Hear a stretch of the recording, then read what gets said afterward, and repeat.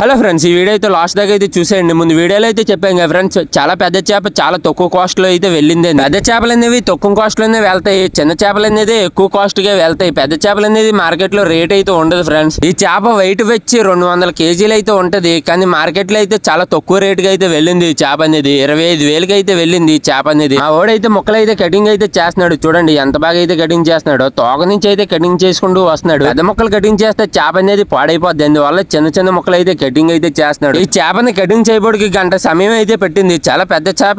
చేప కటింగ్ చేసిన వెంటనే బరప దగ్గరికి అనేది పెట్టుకెళ్ళిపోతున్నారు, లేకపోతే ఇక్కడ ఉంటే చేప అనేది పాడైపోద్ది. వెంటనే ఐస్ అయితే పెట్టాలి ఈ చేపని అనేది. చూడండి ఎలా అయితే పెట్టుకెళ్తున్నారు. 2 ముక్కలు అయితే మోసుకు వెళ్తుంది. చాలా పూట ఉంటాయి ఆ 2 ముక్కలు. ఆ ఓడైతే ఆ చేప పేగిళ్ళు అయితే కట్ చేస్తున్నాడు. చూడండి అవన్నీ వేస్టే ఫ్రెండ్స్. ఆ పేగిలు అనేవి అవి సముద్రంలో అయితే పారేస్తాం. చిన్నప్పుడు అయితే ఆ పేగిళ్ళు పెట్టుకు వెళ్ళి పేతలకి ఎర్రలకి అయితే ఉపయోగించేవాళ్ళు. వెళ్లే ముందు మన వీడియోకి లైక్ చేసి మన ఛానల్ సబ్స్క్రైబ్ చేయండి. తర్వాత వీడియోలో మళ్ళీ కలిసి